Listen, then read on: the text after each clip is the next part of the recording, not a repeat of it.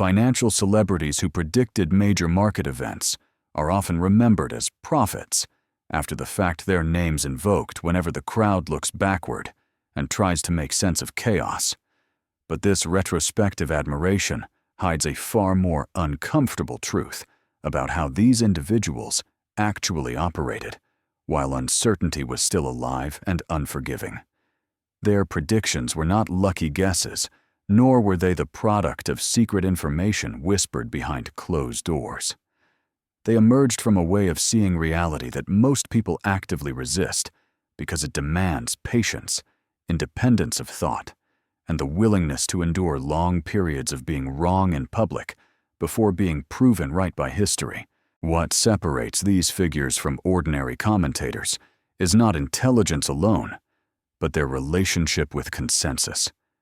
Financial celebrities who correctly anticipated crashes, bubbles, or structural shifts understood that markets are social organisms before they are mathematical systems. Prices do not move because spreadsheets change. They move because human beliefs shift, often violently and irrationally. These individuals trained themselves to study belief formation itself, asking not just what people thought, but why they felt compelled to believe it, and what emotional needs those beliefs were serving. When optimism hardened into certainty and skepticism disappeared, they did not feel comforted, they felt alarmed. A defining pattern among them is deep discomfort with linear narratives. While most market participants crave simple stories, financial forecasters of consequence instinctively distrust explanations that feel too clean. They look for tension between data and behavior, between incentives and outcomes. When housing prices rose faster than incomes, when leverage quietly increased, while volatility appeared to vanish, when risk was repackaged and renamed, rather than reduced, these individuals sensed danger, not because they knew the exact timing of collapse, but because they recognized the fingerprints of past cycles repeating under new disguises. Importantly, they did not predict events in the way the public imagines with dates and precise numbers. What they predicted were fragilities. They identified systems that could not absorb stress narratives, that could not survive disappointment, and structures that required perfection to function. This is a crucial distinction. Financial celebrities who foresaw major market events rarely claimed certainty. Instead, they spoke in probabilities and conditions. They asked what would happen if assumptions failed, if liquidity dried up, if trust evaporated. Their foresight lay in understanding that markets are most dangerous when they appear most stable. Another shared trait was their willingness to appear unreasonable. In the years leading up to major crashes, these individuals were often dismissed as pessimists, doomsayers, or relics of a bygone era. Media cycles favor optimism, and institutions reward conformity, so those who challenge prevailing narratives pay a social and professional price. Financial celebrities who endured this period did so because their identity was not anchored to approval. They derived confidence from internal coherence, from the alignment between evidence logic and principle, rather than from applause. This insulation from social pressure proved essential because the market's greatest excesses are almost always socially reinforced. Their analytical process was rarely narrow. Instead of focusing solely on markets, they examined credit conditions, political incentives, regulatory blind spots, and cultural attitudes toward debt and risk. They understood that major market events do not originate in markets alone, but in the broader ecosystem that surrounds them. Easy money policies, moral hazard, demographic shifts, and technological acceleration all played roles in creating conditions ripe for instability. By widening their lens, these individuals could see stress accumulating, where specialists saw only isolated data points. Equally important was their respect for history. Financial celebrities who predicted major events were almost always students of past crises, not to memorize outcomes, but to internalize patterns of behavior. They recognized recurring sequences, prolonged stability, breeding, complacency, leverage, increasing quietly, warning signs dismissed as outdated, and finally, a catalyst that exposes the system's fragility. This historical awareness did not make them cynical. It made them sober.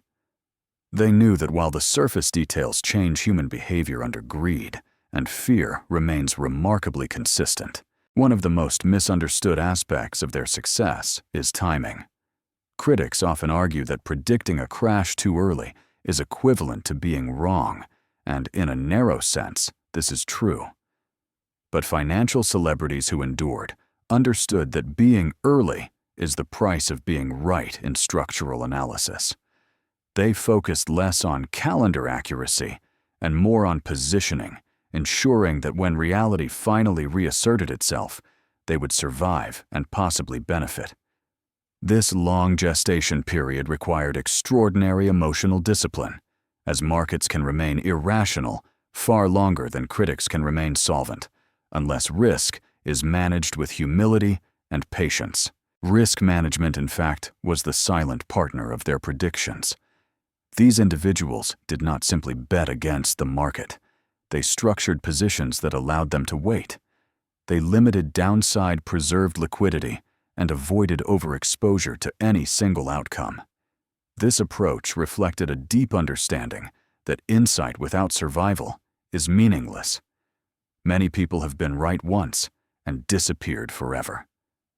Financial celebrities who became legends were those who aligned conviction with endurance, allowing time to eventually validate their analysis. Another crucial factor was their skepticism toward authority. They did not assume that large institutions' prestigious credentials or official assurances guaranteed safety.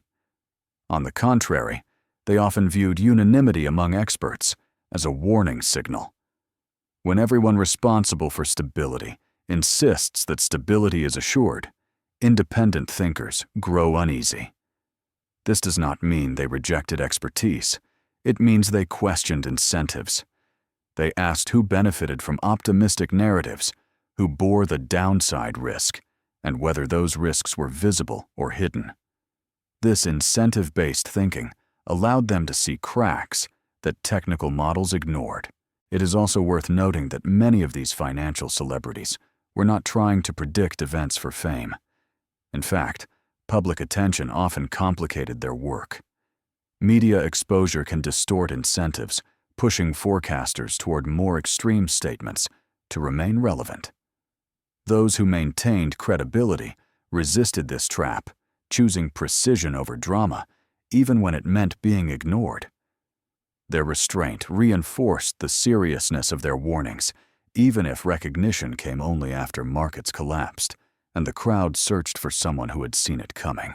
Perhaps the most sobering lesson from their stories is that foresight does not grant control. Even those who correctly anticipated major market events could not prevent them. They could only prepare themselves and occasionally warn others. This limitation forced them to confront the boundaries of influence and the ethical weight of insight. Knowing that a storm is coming does not guarantee that people will seek shelter, and learning to live with that reality requires humility. Financial celebrities who endured accepted that their role was not to save the system, but to understand it clearly and act responsibly within it. Ultimately, the public fascination with financial celebrities who predicted major market events reflects a deeper hunger for certainty in an uncertain world. Yet the real lesson they offer is not about prediction, but about perception. They show us that markets are not mysteries to be solved, but systems to be respected. Systems that punish arrogance and reward those who remain attentive to structure incentives and human behavior. Their foresight was not magic. It was the outcome of disciplined observation, historical awareness, emotional restraint, and the courage to stand apart when the crowd mistook confidence for safety. And it is here at the point where admiration risks turning into imitation, without understanding that we must slow down, because the most important question is not who predicted what, but how these individuals thought, while everyone else was certain how they structured their lives and decisions to withstand being early and alone, and how they navigated the psychological toll of watching risk accumulate while being told repeatedly that nothing was wrong. And it is precisely from this unresolved tension, this space between insight and action, that the story must continue, because what truly matters next is not the predictions themselves, but the internal discipline that allowed these financial celebrities to hold their ground, refine their judgment, and remain solvent in both capital and character until reality finally caught up with their understanding. And it is at this exact point where the difference between seeing danger and surviving it becomes clear, that we move forward into the next part, where the deeper mechanics of their thinking, positioning, and resilience begin to unfold as the sentence continues. And it is within this narrow space between insight and survival that the true discipline of those financial celebrities is finally revealed. Because seeing a major market event coming is intellectually impressive, but positioning yourself so that you can endure the waiting, the ridicule, and the drawdowns before reality arrives is what separates forecasters from survivors. These individuals understood that the market can remain structurally unsound far longer than logic alone would suggest, because belief systems decay slowly until they collapse suddenly. And during that slow decay, pressure is applied relentlessly to anyone standing against the prevailing narrative. One of the first internal adjustments they made was emotional detachment from timing. Once they identified a systemic fragility, they stopped asking when it would break and focused instead on how to remain solvent until it did. This shift seems subtle, but it is decisive. By releasing the need for immediate validation, they freed themselves from overconfidence and excessive leverage. Their positions were often sized conservatively structured to benefit asymmetrically from stress and designed to bleed slowly rather than explode under short-term adverse moves. Patience in this context was not passive, it was engineered. They also cultivated a rare tolerance for being misunderstood. While others measured success by short-term performance or social approval, these financial celebrities measured it by internal consistency. They revisited their theses constantly, not to seek reassurance, but to stress-test assumptions. When new data contradicted their views, they adjusted without ego. When noise contradicted them, they ignored it.